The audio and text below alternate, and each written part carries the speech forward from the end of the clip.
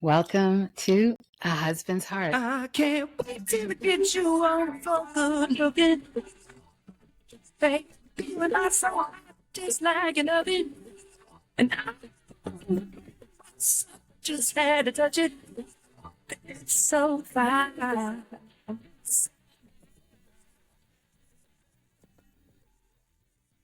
Welcome to A Husband's Heart, a podcast where married men come together to share their stories and explore partnerships, commitment, love, and connection. Now, whether you're seeking insight, advice, or simply a place to feel understood, this is a space for real conversation from one husband's heart to another. My name is Terry Stinson, and I'm so glad you joined us today. Now, before we dive in, please don't forget to subscribe, like us, leave a comment, and share. This truly helps us grow and spread the message that till death do us part isn't a death sentence. It is the foundation of a life well lived. Now, today I'm excited. Yes, I am.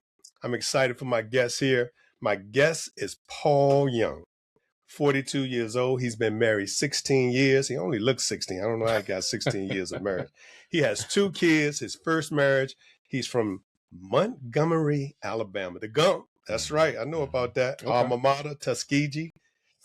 And some of his personal and professional goals. He liked to work and make sure that his work does not detract from his personal time. His primary personal goal is to make people feel safe and welcome at home and around himself. Increase compassion, become a better listener and a better friend. I need to do that too, right? Some of his accomplishments, and this has been recently. New Year's Eve, Paul grilled 80 pounds of chicken thighs to feed men at the Bashers Men's Shelter in Atlanta, Georgia. That's awesome. Some of his hobbies are cooking, reading, exercise. He's skilled in the area of commercial insurance negotiation, leadership. Paul, I want to welcome you to A Husband's Heart. Thank you for showing up today, my Thanks for friend. having me, Terry. I appreciate it, man. So listen, before we get into it too, I'm just going to ask you a few rapid fire questions just to break the ice and just let's see how you do with this, all right? Absolutely. Favorite dish to cook? Oh, man. And it's funny. People always ask me that, and I'm like, it depends on where I am in the moment. Here lately, I've been doing a lot of Indian food, so I'd say it's probably like butter chicken at this point. Yeah. Okay. Gas grill, charcoal, or smoker? I have a smoker, but I'm not against any method, right? The bottom line is to cook good food. People get caught up in all these different arguments. Just give me some good food, man. I got you. And what's your workout of choice? Is it lifting, running, or something else? Actually, both of those, and just add yoga. Okay. So, you say I look young, and I appreciate that. Yeah. But this body don't feel young. I twisted my knee just last night getting into bed. So, doing yoga has really kind of helped me stay flexible and like loose and comfortable. Wow, you got me intrigued. Yoga. So how long have you been doing yoga? I've been doing it off and on for about 18 months, but I've been serious about the last 6 months. So. Wow. Does it make a difference as far as just, I guess, flexibility or breathing, things of that nature? We're going to talk a lot about breath, I have a sense. But all of that, flexibility, we spend a lot of time sitting. So my hips would often hurt, my back hurts. And just by doing simple yoga drills and exercises really loosens up the body. Right. And it just makes it makes it easier to relax, right? Because you feel where you're tense. And being relaxed is key to being comfortable, you know? And so that's really what I'm after, is just the ultimate relaxation. Now, listen, I'm aware you've been in the Atlanta area for quite some time, but what's the biggest difference between Montgomery and Atlanta living?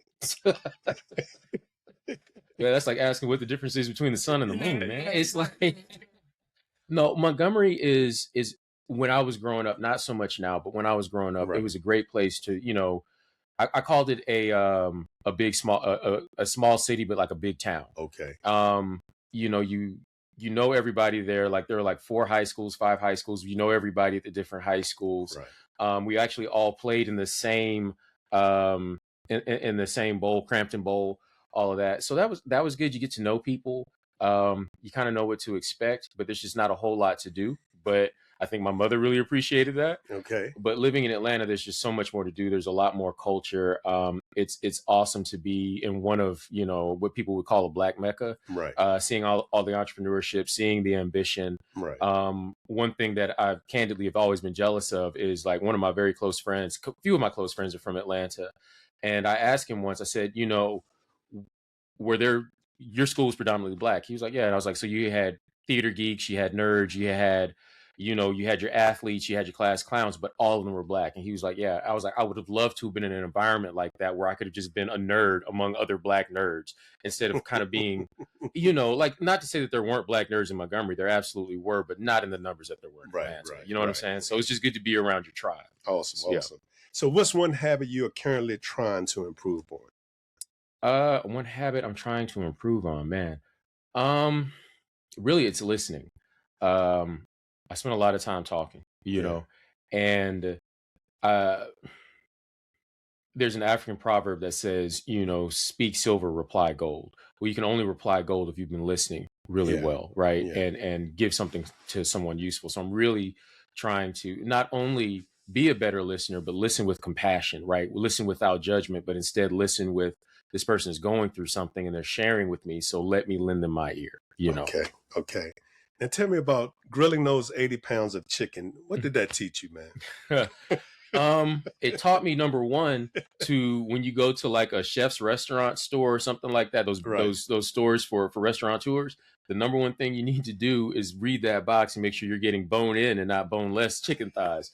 So it was fine. It worked out, but it's actually, we did that because when I turned 40, the promise that I made myself was I lived the first 40 years for myself. I wanted the rest of my life to be for other people.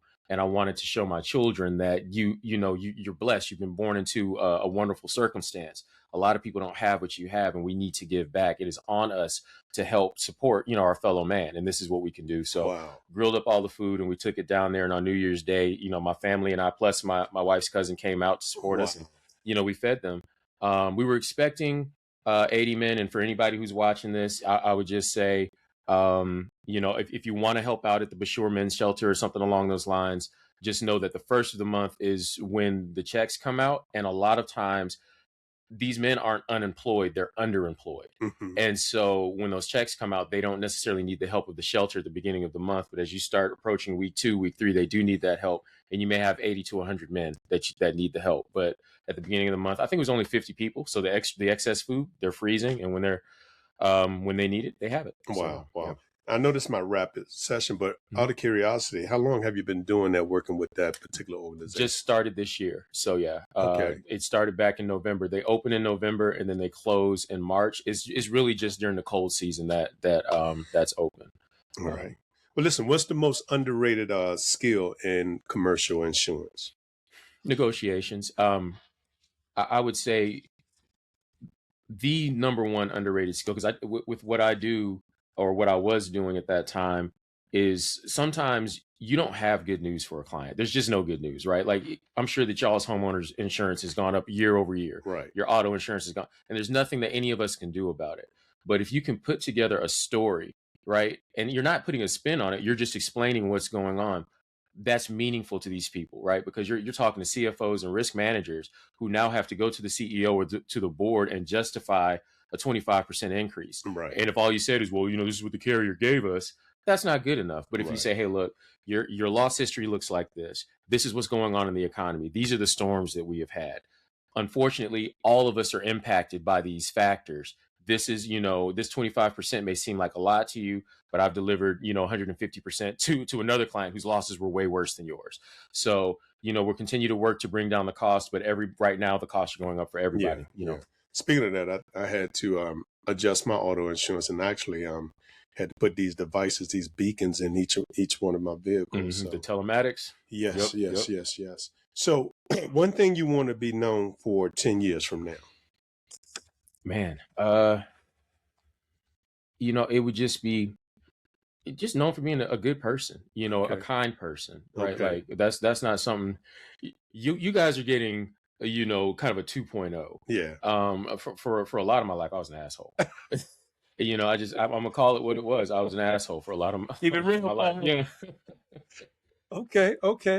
But you recognize that. That's awesome. And we'll get more into that. So, and before we even get into my next question, I met you on, you know what, Paul? I met you just probably about a month and a half ago, and I met you at a class we were taking here in the Atlanta area for mediation, and just in that class, man, just the way you responded, how you asked questions, just caught my eye and just my listening ear. Mhm. And I told you that on one of our breaks. I said, hey, man, I like how you think, how you respond, and then from there, rest of the class, man, it's just been my pleasure. No, thank you for that. I Just really been my appreciate it. pleasure.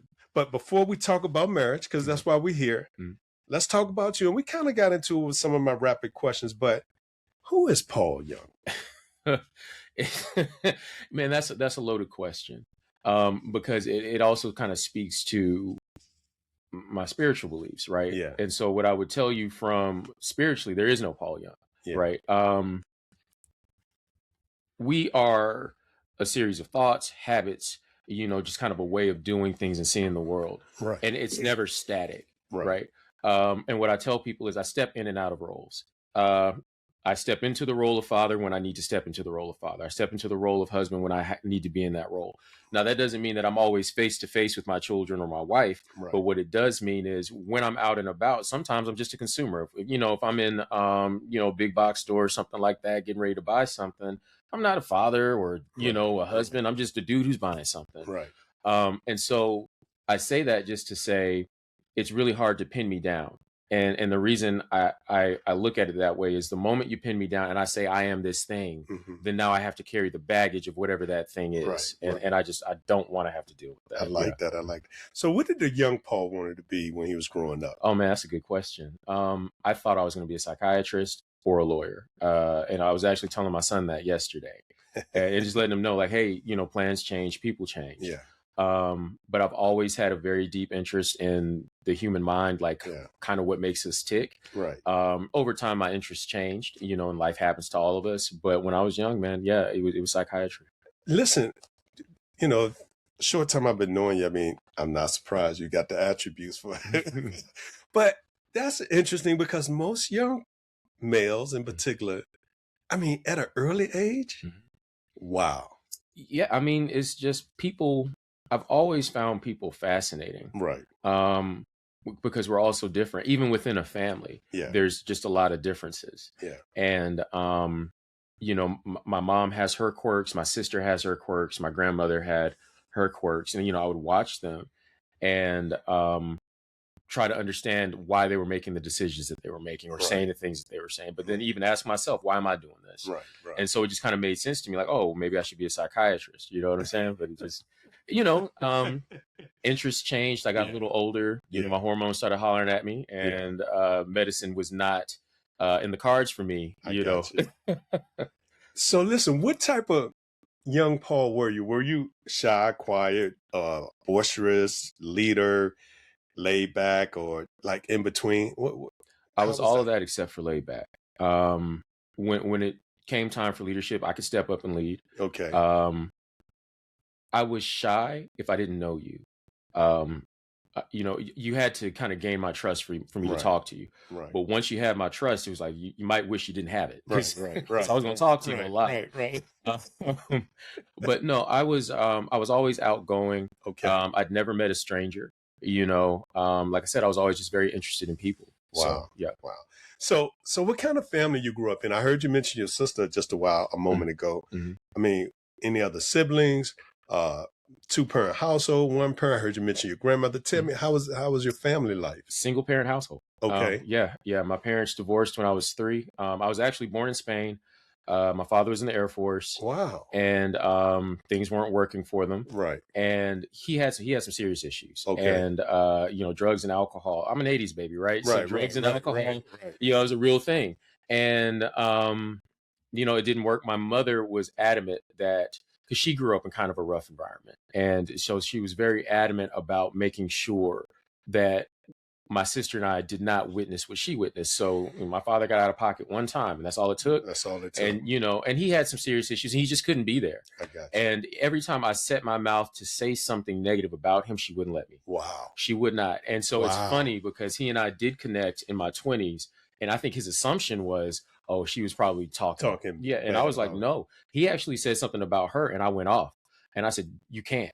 because my mother walked around with holes in her shoes because Yeah. you weren't there. You did nothing for me. Right. And she was there. She provided for me. And my mom and I don't necessarily get along. We butt heads a lot. Right. But the one thing that I can say is she taught me what it really is to love somebody, and she taught me how to love myself, because that does something to a boy, not having his father there, not having somebody to look to emulate.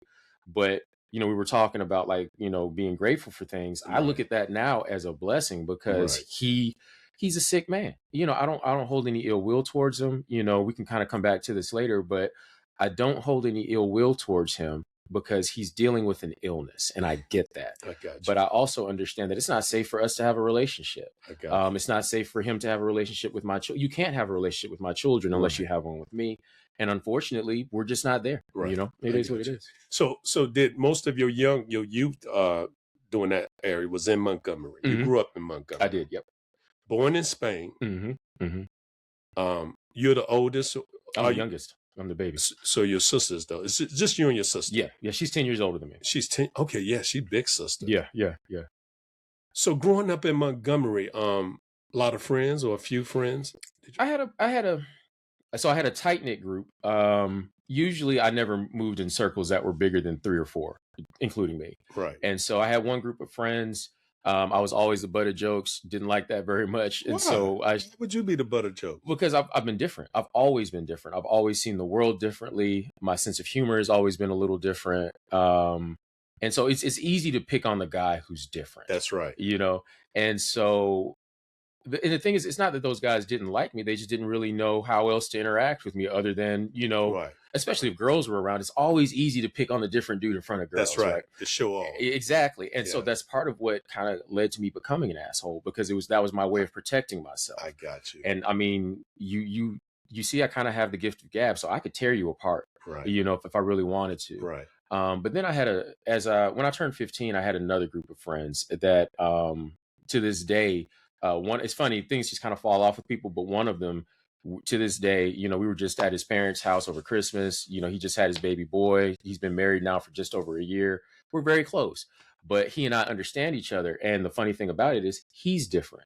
Yeah. He's very different. I've never seen anybody he's a Christian and he lives his faith. Right. And he tried things. He was like, that's not for me. It's outside of what God wants for me. I'm not going to be that way. Right. But he's also very down to earth. You can have a real conversation with him, I got you. So yeah, that's my guy. Yeah. Man, that's awesome. So, and were you that, you say you were always different. Was it because, you know what, before I lose this thought, you do not sound like you grew up or from Montgomery. Not that there's a sound. I don't know a lot. I know what you mean though. But I don't detect no Southern drawl, were you always like that? My mother was an English teacher.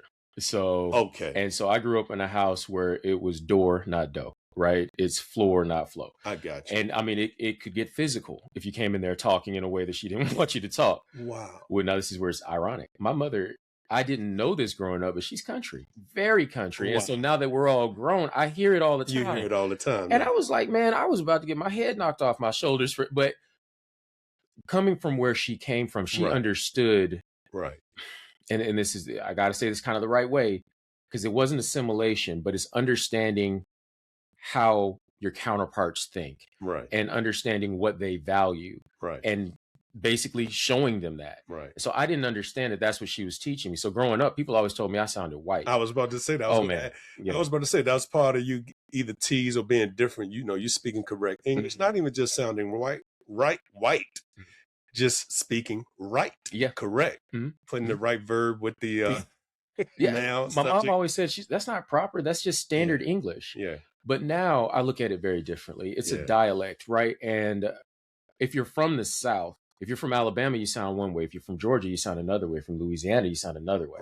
Right. So we all have different dialects. Right. And I just have, it's funny, I have non-regional diction. Just no matter where I come, where you're from, people are always going to say you sound like you're from here or from there. Very rarely do I get the South, but every once in a while somebody gets from the South. Yeah, because when I first heard you speak, I would assume, not necessarily New York, but I just like, God, this guy sounds like Northeast, up top somewhere.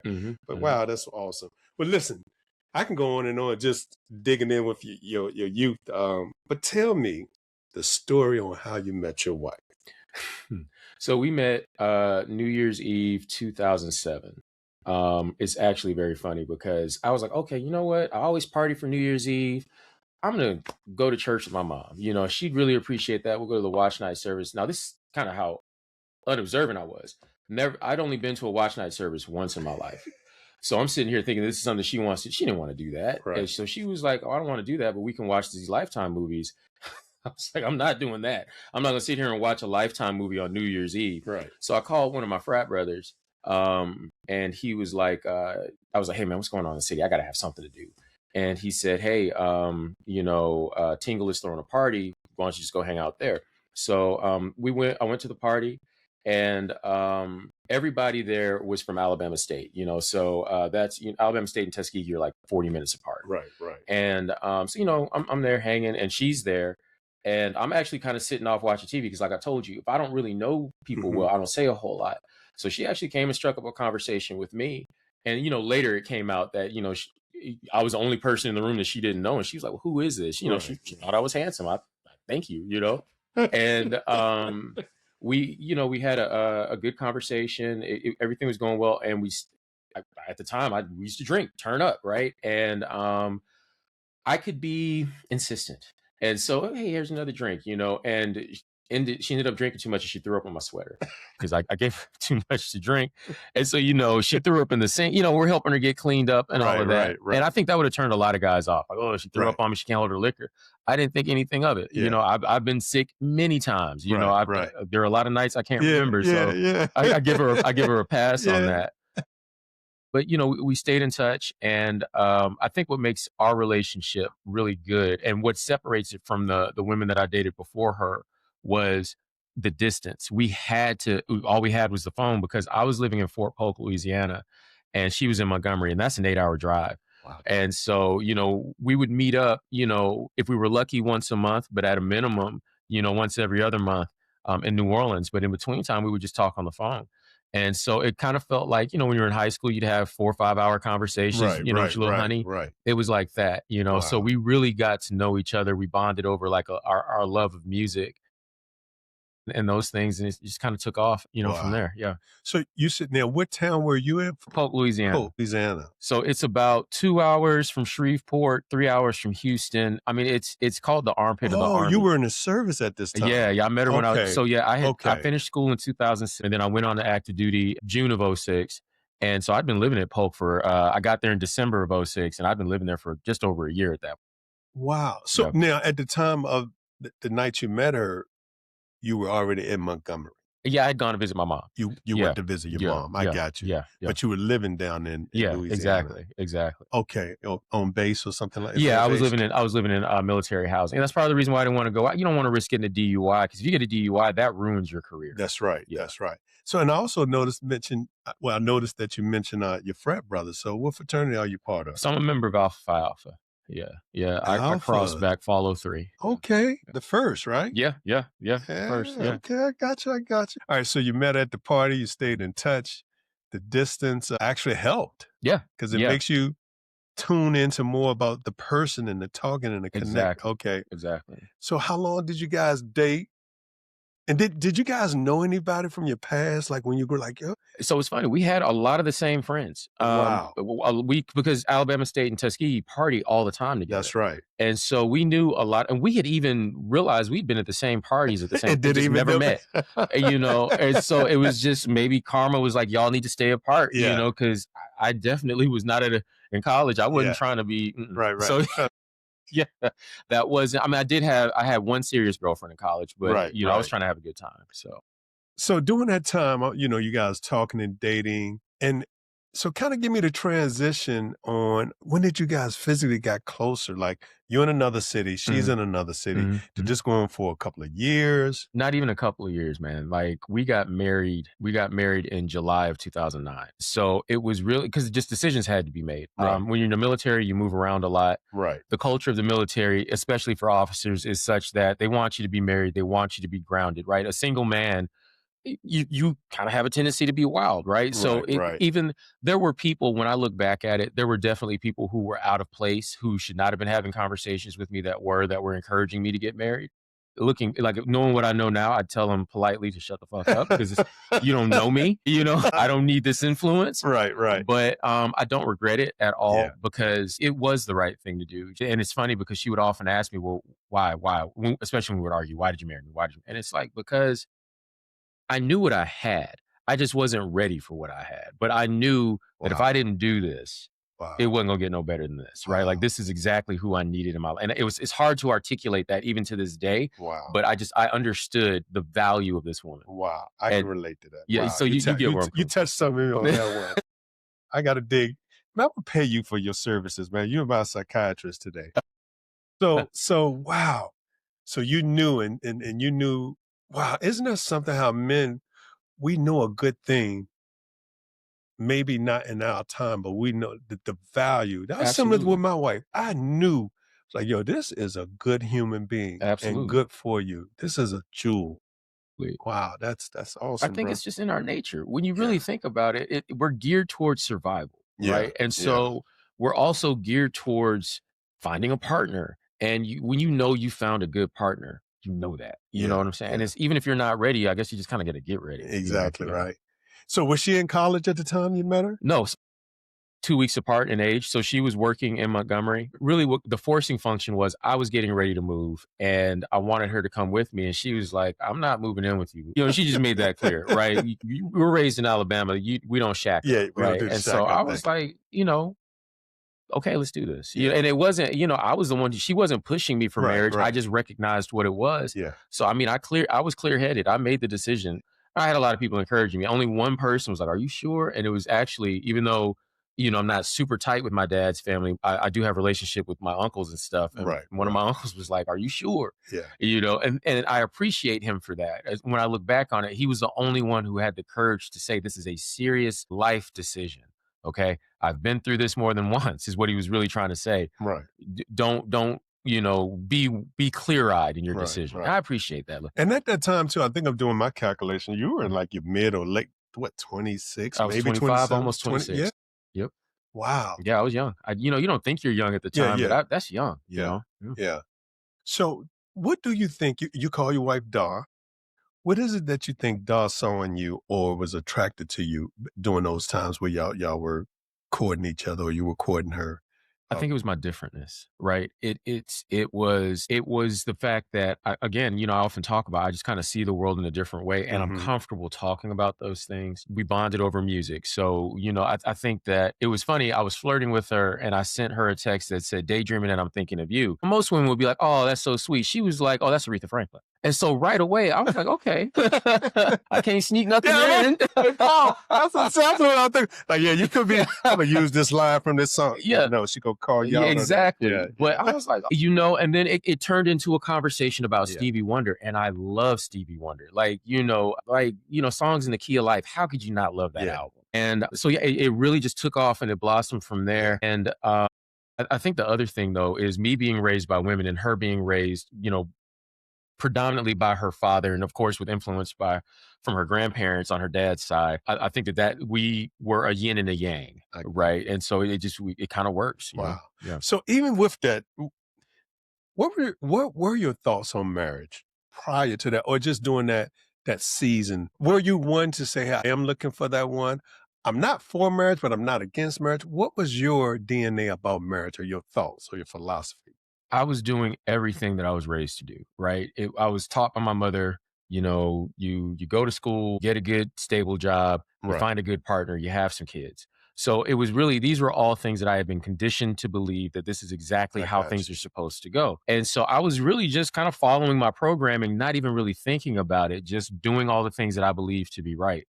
And it wasn't until I started to it's funny, I question religion all the time, but I never question my programming, right? And which is where I think a lot of us make mistakes. And so my ideas around what life should be have been informed very much by, someone who wasn't even living that life. No fault against her, but she wasn't. And it is just interesting. But I think what she was saying was, this is what success looks like. And, if you have a 2-parent household with 2 incomes, your children will be successful.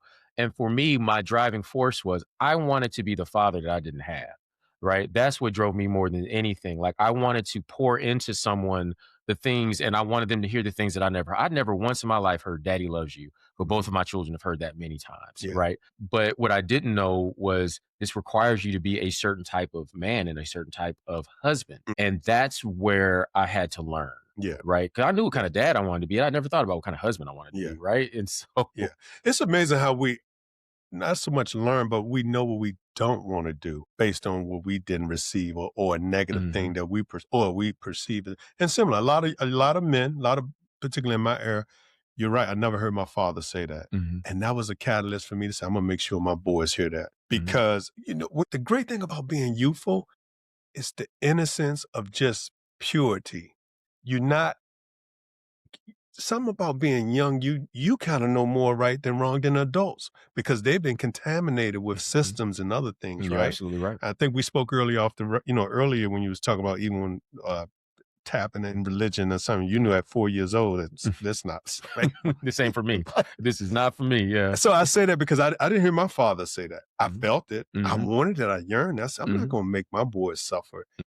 Like, no, I'm going to let you know. And then not only let you know, it's going to become second nature. And me and my boys, we say it to this day. Like, it's not. Now I got my father saying as he getting older. That's now. beautiful. That is beautiful. So what would you say, and this is just a cliche almost. I mean, you got 16 years in the game of marriage. And what would you say if someone said, Paul, what's the magic? What's the secret to your 16 years thus far?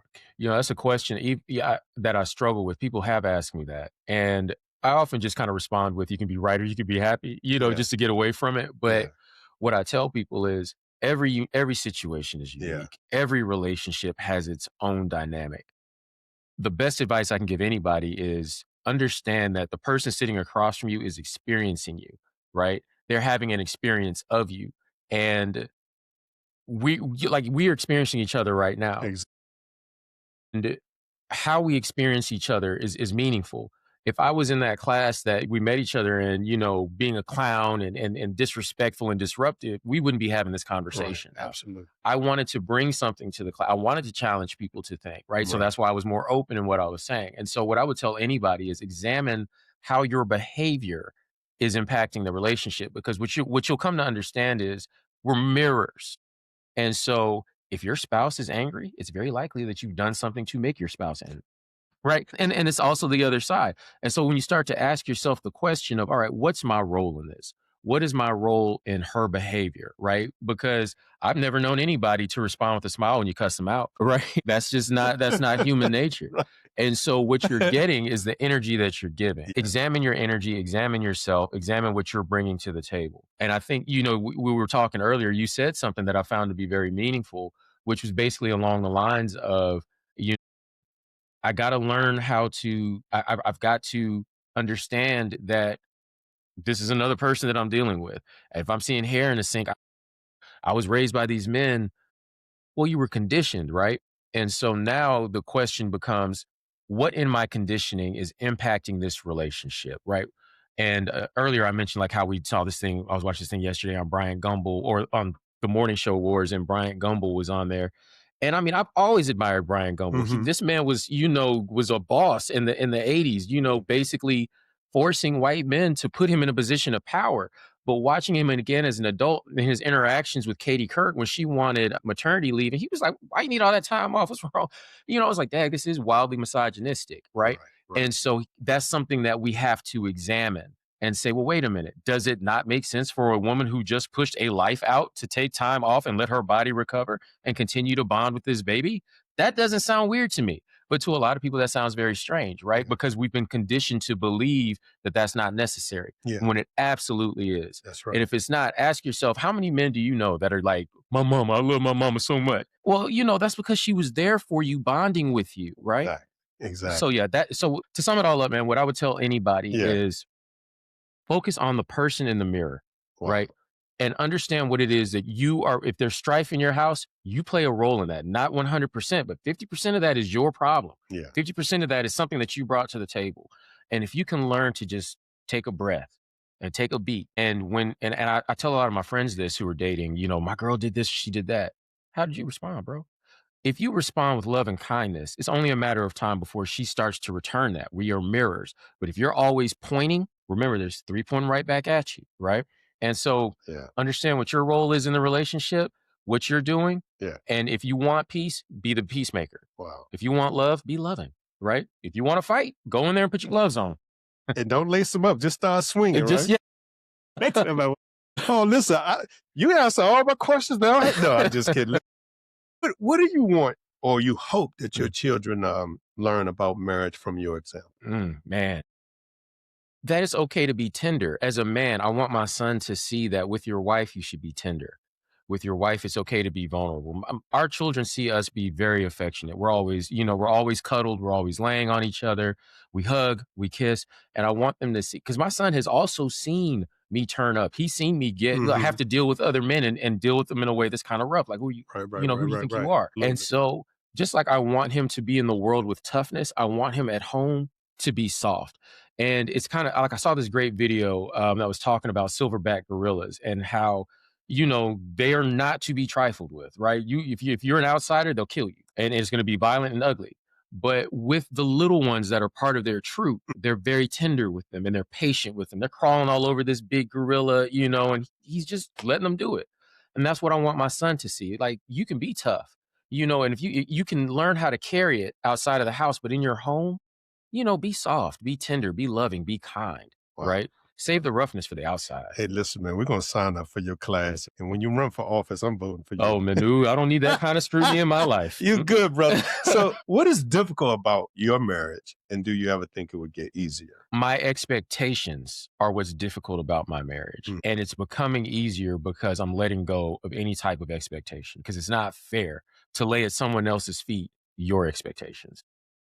She had expectations of me that she had to let go of, right? And I realized that. So I think that's been the toughest part, understanding that my wife is not me. She doesn't think like me. She doesn't approach the world like me. She is Darlita. So she's going to do what's right for her in the way that the world works for her. And it's really just kind of meeting in the middle on some things. Like I think one good example would be before we got married, I told her I get 51% of the vote, right? And so what that means is the final decision rests with me. But what I also explained was that as the man, that means that whatever goes right or goes wrong, that's solely on me. I will never look at you and say, well, if you hadn't told me, like, no, I accept responsibility for this. And I said this when we got married. I wasn't thinking that it would come back to haunt me the way that it did, but not haunt me, but it forced me, like, damn, I really have to make this decision. It was when I was getting out of the Army. And this is a tough decision. This is our livelihood, right? This is, feed, clothe, housing. This is important. The economy, it was pretty good, but I didn't know how I was going to land. Right. So I came to her and I said, babe, what are your thoughts on this? I'm really thinking that I want to get out, kind of tired of being in. I want us to be stable, but this is going to uproot our lives. What do you think about this? And she looked me dead in my eyes and said, you get 51% of the vote. Straight up. But then later she came back and said, you're one of the smartest people that I know, and I know that you will figure it out, and I trust your judgment. Right. And that meant a lot to me to have that level of trust, right? That level of commitment from her. And I mean, I'm not going to lie. When I first got out, it was rough. I took a pay cut. There are a lot of incentives that you get from the military that you don't get in the corporate world. So that first 3 or 4 years, I was questioning myself, and I was like, I don't know if this was the right thing to do.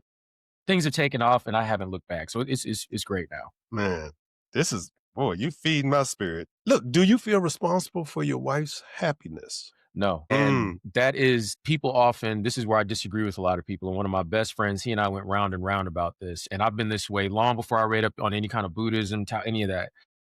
I'm responsible for my own happiness, and she's responsible for hers. What we are is a complement to that happiness. And my responsibility to her is to not disrupt that, right? And so I can't, there are some things that I'm just not going to do. There are some things that she's just not going to do. But if your happiness is attached to this behavior, well, then there's something wrong, because your real happiness should bloom from within. Your love of self, right? Your appreciation for life as it is. That for me is what happiness is rooted in. If your happiness is rooted in another individual or what they do, you're putting your well-being, your own emotional well-being at risk. And that's not a good place to be. Wow.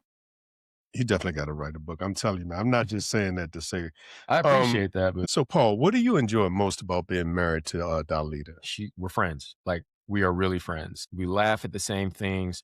We laugh a lot, and we kind of have our own rituals. What I'll tell anybody, you're kind of taught growing up, or you see in movies like, oh, making love, it should be spontaneous.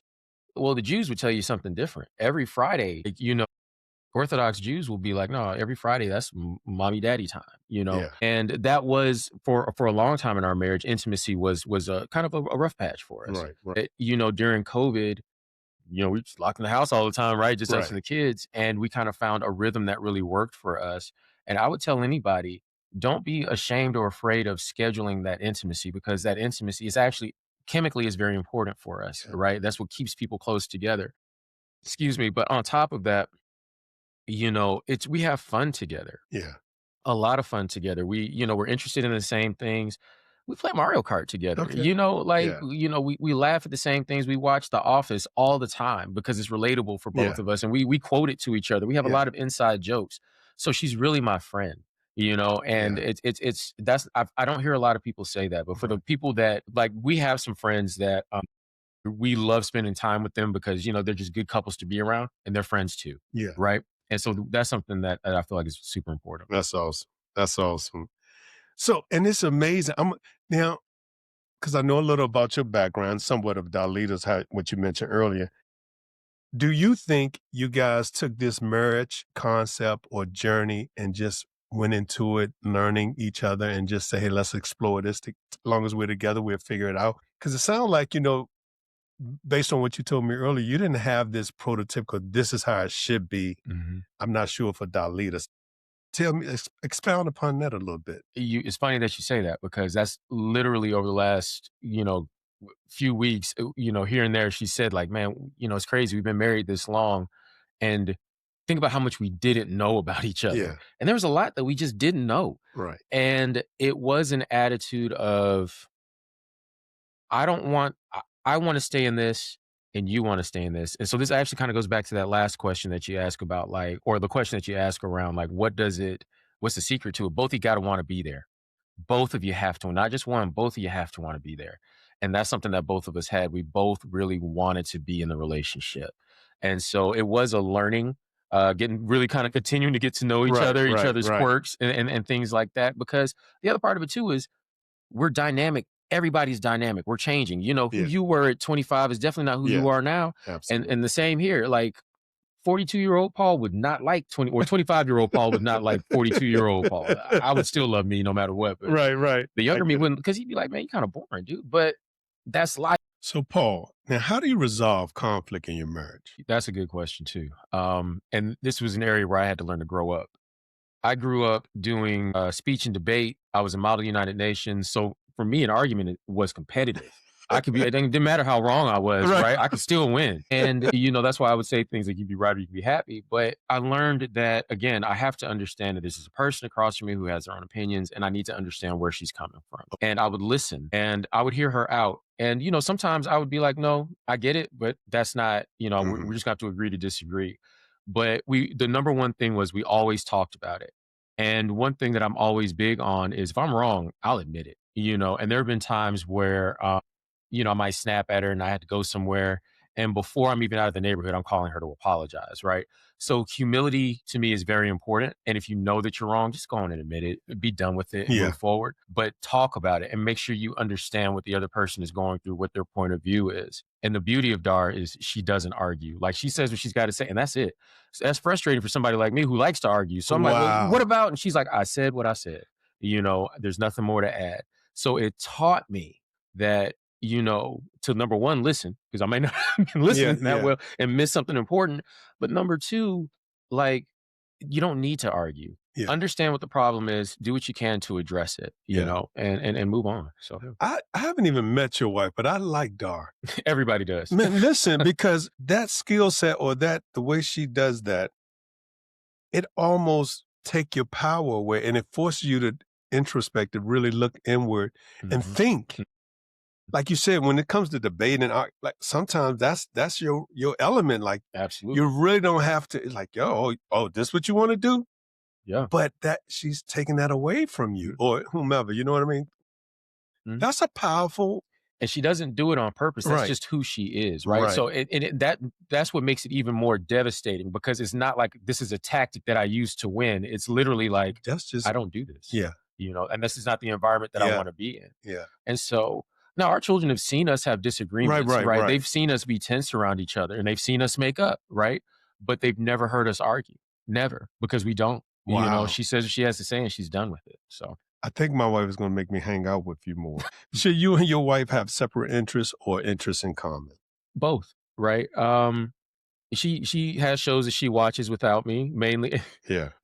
mainly because of my commentary. She used to really be into Sex in the City, and I was like, this show is, I had something to say about everything that was on the screen. So she was like, you know what? You don't have to join me on this. It's okay. Now she'll watch whatever I want to watch. Right, She's right. watched The Wire with me. I've watched The Wire probably 30 times, all Wow. 5 seasons. Wow. She knows it as well as I do. I love that show. I mean, I love The Wire. I got you. And Be more. but I'm learning to be quiet, and so I'm having to kind of earn her trust on this. So Yeah. like she loves Abbott Elementary, and I'm like, I can watch it and be Yeah, quiet, yeah. and I do, and I like the show, and I'm like, That's hey, right. let's run it back, and she's like, don't threaten me with a good time, right? But there are some things, like I am into yoga, I'm into meditation. That's not her jam, and that's okay, right? But it's helping us both anyway, right? So it's all good. Wow. Do you think overall that marriage has helped?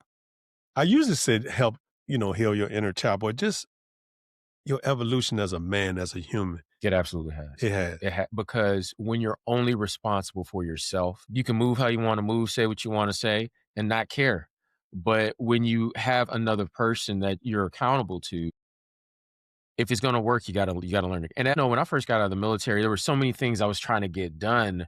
I wasn't listening to her about a lot of stuff, and it put a huge strain on us. And I realized, this is my partner, and I've got to do better. I have to be more attentive. I have to listen. I have to understand what she's asking me for, and if it's within my power to give it to her. Yeah. Yeah, it really has helped me grow and mature, especially over the last few years, where I've learned to get out of my own way and just kind of be, and let her be, and let everybody in the house be, and stop trying to make things perfect or turn it into my vision. Instead, it's not my vision. I'm a player in this, just like everybody else is, right? I'm just part of the play like they are, and I just need to play my part. That's what I do. Awesome. Is it important that your wife be your number one cheerleader in different endeavors that you may partake of, or what's your thought? It's important that she's honest with me about what it is that I'm trying to do, because I am a bit of a dreamer sometimes, and I need somebody to keep me grounded, right? Now she is my cheerleader all the time. She's always telling me, you're a good man. I'm grateful to have you, and I'm grateful to hear those things. And she supports me in the things that I want to do. But she does reality checks with me all the time, and I appreciate that as well. Some of the ladies like when I ask my guests this question is, what are some romantic ways that you show your wife love? Oh man, plan dates. That's a big one. Just carve out time. We married 16 years. I've never seen When Harry Met Sally. About 2 weeks ago, in November, I saw that it was on, so I recorded it. Yeah. And finally, she saw the recording, and she was like, "Oh," I was like, "Well, let's turn it on." And we watched it together, and it was delightful. Yeah. It was like, this is actually pretty funny. Absolutely. It's okay. Absolutely. So yeah, I think the most romantic thing you can do is be into her and what she's into. Wow. Yeah. Wow. Listen, I want to ask you what I like to call man questions, or just things I like to get the take on from man to man. What is one or multiple mantras that you live by? What's those core values or tenements you like to put up there? So I would say my number one mantra is, it is my goal to be a refuge to all who suffer. And so what I mean by that is, we live in a country that is very much, pull yourself up. You're on your own, right? And this is part of being a man. You got to stand tall and be stoic. We all need safe spaces where we can open up. And it is my goal to always be someone where, when you're having a conversation with me, you feel safe. You don't feel judged, because I don't care. I've done enough. I've seen enough. There's very little that anybody could do that's going to make me look at them kind of cross-eyed. Right. If you're hurting somebody, I'm gonna look at you. Right. But outside of that, I want you to feel like you're safe in my presence. So that's number one. And then really outside of that is just be, right? Just don't try to control everything. Don't try to influence everything. Just go with it. It just be part of the experience, and take it all in. Those are the things that I think drive me the most. they're kind of my North stars. I'd say the last one is just kind of like be a light unto yourself, which is start within, look for your own follies, work on those things, right? Like, growing up, people used to say sweep around your own front door. Yeah. I'm big on that. It's not about perfection, but it is about, saying I have my own faults. And before I sit up and point out how you're wrong or you're so bad, let me focus on me. Yeah. Let's get better together. Who are your heroes or even heroes in the past or hero? Or tell me that. Man, I've had a rotation throughout the years. What I will say is growing up without a father, I paid attention to my friends' fathers. And so, I would say when looking back over it, first and foremost, before there was there were always celebrities that I looked at. I was like, man, that's somebody worth looking at. But I'd have to say, my best friend's father is somebody that when I look at like, what is a man supposed to be? It's really hard not to look at Mr. McClendon and say that, right? Wow. Because the way he talks about his wife, the way he talks about his children, the way he talks about his faith, and he means it and you see it. There's some things that I disagree with him on, but just who he is, his character. I've never met, there's only one other man who's had that level of impact on me. And it was actually one of my mom's friends. His name was Mr. Lang. So those two I hold in very high regard as good models of men to be like. And then outside of that, Malcolm X was somebody that, I read the autobiography of Malcolm X. It was when I was trying to figure out myself, what it is to be a man. And I looked at him as he's outspoken, he's a man of principle, and he's not afraid to fight. So when I was younger, I valued that. And I still do. I still think he was a tremendous man.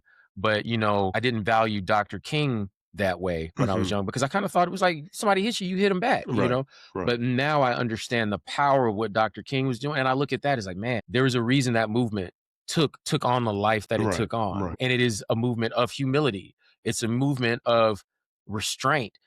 A lot of people undervalue that, but it takes a lot to be slapped in the face and be like, I could stomp the dog shit out of you, but I'm not. Instead, I'm going to walk away because it is the better thing for this situation. So, I look at stuff like that. And of course, there's still kind of guys who are like, I don't admire Jay-Z the way that I did when I was younger. But when you look at what he came from and what he accomplished, how can you not be like, dag, look at this, and there are so many other people I could name, but yeah. Cool. Real quick, man, you made me, and I probably should have asked you this earlier, being that you mentioned fighter, and that doesn't necessarily mean physical altercation, but did you get in quite a few physical altercations when you were younger or even young adult? Not as a young adult, but I would say elementary and middle school, I did my fair share of fighting because like I was different, right? And people mistook the way that I spoke and carried myself as softness, And I'm not saying I've lost my fair share. Anybody who's like, man, I've won every fight, can't fight. No, they can't. I'll beat you. I know I'll beat you if you say that, except maybe even Mike Tyson has lost fights, right? That's right. But no, I did grow up both. I've always been the type to stand my ground and I earned respect from people, but there were people who I knew could throw me, just shake me like a rag doll, tear me apart. But I stood up to them and I was like, let's go. And they were like, you know what? We're cool. And I learned that if you're just willing to stand on your own 2 feet and you're willing to say, look, I don't care what happens, let's go. People will respect you for that. And so I stand on that, man. So listen, and meeting you and just, you're not a fearful man. You understand repercussions. I understand you may not, but you're not, I think we have healthy fear, but you're not scared to stand up. That's a good thing, man. I appreciate that. That is a good thing because that alone will get you in the room, get you, like you mentioned, the guy who probably like a bully. It's just like, no, you might beat me, but I'm letting you know I'm not going for it. And that energy, that spirit sometimes can subdue the wildest beasts. Man, that's a good trait to have. Do you take or plan to or ever had guy trips? So I've had like 1 or 2 guy trips.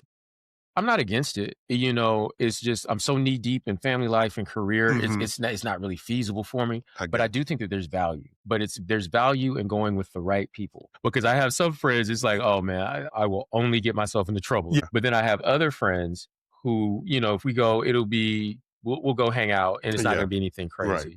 So you just have to be mindful about who you hang with. Absolutely.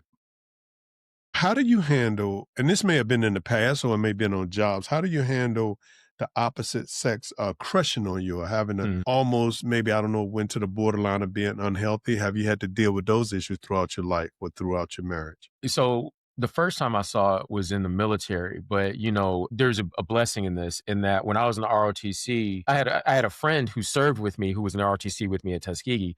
So he was the Alpha Company commander, and I was the headquarters company commander. And he was kind of straight laced at the time too, because it's the military. So if you are caught cheating on your spouse in the military, that ruins your career, right? You just can't do it. And so the beauty of it is, having him, we kept each other locked tight. And I'll never forget this. We were doing a change of command where you have to do all of this. You're looking at all this different equipment, and you're making sure that everything is serviceable before you sign for it, because you become responsible. We're both black, and most enlisted soldiers are black, right? So they're going to try to see how comfortable they can become around you. Two young ladies who were very nice looking walked by and were like, "Hey, gentlemen," and he didn't miss a beat. He was like, "These are two officers standing here. You salute us and you say," and I love it. And I was like, "All right, Josh. Okay, I see what we're doing." But I appreciated that, because Josh is from Atlanta, and and he's very Atlanta. Right. Good looking and good shape too. But he was like, "Well, this is our career, and we're not here to play." So we had each other's backs. Wow. But that was also just like my first lesson, and you gotta be careful. That's right. And so, in a corporate environment, you just kind of got to remain mindful. Yeah. And you just kind of keep the conversations at a high level. Yeah. I can say most of in insurance, you don't run into it quite as much, right? And I'm traveling a lot, so it wasn't as bad. Well, good. What's your philosophy on loaning money to whether friends or family? Give it as a gift. Don't loan it, because they're going to just duck, dodge, hide from you. If you need a loan, right? If you have to use a credit card, you don't have the money in the first place, right? If you need a loan, you don't have the money. So just let it be a gift. Now, there are times where it might be something along the lines of, like, I have a friend he's a successful entrepreneur. He would never come to me now for needing money, and he never has. But there was a time, if he needed it, I would have been happy to loan it to him, because I know he's going to pay me back. So very, very particular circumstances, but in general, it's either give it as a gift or don't. Good. How do you distinguish boys from men? Outside of our beards? No, that's one of those existential questions that I always struggle with. I would say is, how do you respond to stressful situations? And, if your go-to is to run or to hide or to yell and scream and belittle, you're probably still a boy. Yeah. But if your go-to is to be thoughtful and to just make useful what's available to you in the moment, you're a man, right? So it's really just, how do you respond? Anybody's going to be good in a easy situation, but when there's stress, how do you respond? That's what's going to tell us the story of who you are. Yeah, it's awesome. So listen, we're about to wrap this up, but what would you say to a young person, particularly a young man who's contemplating, thinking about marriage, or even if they're not about to get married, but just have these negative thoughts about marriage, like, I'm going to lose my freedom, I'm going to lose my money, which you probably don't have that much anyway. Right. But, just, it's an anchor, I'm going to lose me, just have negative thoughts on marriage. What would you say to a person like that? Well, I'm going to start with the easy one first on the money, which is, by and large, people who are married have much better financial outcomes than people who are single. And a lot of men will say, well, I want to wait till I'm a certain place financially. No, brother, just go on to get married. Build together. You don't have to already have it. Just build together. But the second part, if you have a negative attitude towards marriage, you got work to do, because you're going to bring that into your marriage. I mean, you can come in with a positive attitude. Not all marriages are going to end well. I have a close friend who, he's staying in the marriage because he doesn't want to be without his son. That's it, point blank for him. He's just like, I was raised without my dad. I'm not going to do that to my boy. And what I told him was, your son, number one, is not stupid. He can see that y'all aren't happy, and he deserves to see you happy, and he deserves to see his mother happy. He just deserves that. So, and what I'm getting at is, things may be rosy when you start, and then things change, people change. And so go into it with an attitude of, if you can, I want to grow with this person. And not like a tree, where some trees kind of grow apart, and you try to grow together. Remain that same trunk together if you can, which means you got to be in tune with each other. But don't, know yourself first. And if freedom, first question you have to ask yourself is, what is freedom? For me, when I really sat back about it, is like, what is freedom for real for me? If it's going out drinking and, just partying and seeing if I still got it, that's not freedom. That's childishness, right? But if freedom is, I want to live in, Ghana, and, I want to, make sure people have clean drinking water. If you don't have somebody that's on board for that, then yes, your freedom is going to be restricted because that's something that's meaningful to you. So you have to understand what's driving you. Yeah. You have to understand what it is you really want out of life and make sure that you partner yourself with somebody who wants those same things. Or you may just say, I don't need a partner because these are going to hold me back from what I want to do. Yeah. So I would say up front, know who you are. And that's what most people don't do. Yeah. I would say most people get married because it's like, oh, well, this will feel, there's something in me that's missing and this is going to complete me, only to find out. And now you just have two incomplete people. The puzzle is still missing pieces. You got to know who you are. You got to know what you want. You got to know what drives you. And when you know those things, you're better prepared to deal with somebody and their idiosyncrasies and their quirks. You know what I'm saying? Absolutely. So that's what I would tell anybody is know thyself, man. Wow. It sounds like, let me ask you this. Are you joyful at the current state of your life right now? Yes. It is to be through what I've been through, to get away with what I've gotten away with. You know what I'm saying? I am grateful. Yeah. Because I tell people all the time when they ask me how you're doing, I say, I'm better than I deserve. And it really is. I really am doing better than I deserve. Both of my children are happy and healthy. My wife and I are gainfully employed. We enjoy spending time with each other. We enjoy each other's company. We enjoy each other. Am I a billionaire? No, but I'm wealthy beyond belief. Yeah. And I know that I am, and I'm grateful for it. Awesome. Man, this has been a pleasure for me today. I mean, this has been good. If you could go back 16, because you've been married now 16 years, but even if you can go back a little further than that, what would you go back and say to the young Paul before getting married? What would you whisper to the young Paul? Be patient, ask questions of yourself and your partner, right? But first and foremost, understand first before you accuse, before you get angry, before you say, whatever. Understand what this other person is going through, dealing with, what their background is on things. And I think if I approached my marriage that way from the front end, we wouldn't have had some of the strife that we had. Kind of everybody has strife. That's right. That 7-year itch is real. And I think, though, if I had approached it, as I've said kind of throughout this, there's another person here. Yeah. And it's not her job to please me. It's not her job to be my servant or my goddess or any of that, right? It is her job it is our job to support each other, right? And it is her job to help me build a home. If I had approached it that way, I think I could have avoided a lot of strife, You were right. Strife sometimes can help build, so you're good. Listen, this is just awesome. Listen, I'm going to wrap it up. I want to ask you, what is something that you want Da to know and never forget? How deeply loved and valued she really is, right? And that every day I'm really working towards being in a place where I'm showing unconditional love. And I think that that's something that people kind of get mixed up on, right? They'll say something like, well, I do love unconditionally. And I'm not going to say that you don't. Right. I'm not in your head. But what I will say is if you're not showing love unconditionally, they're not experiencing love unconditionally.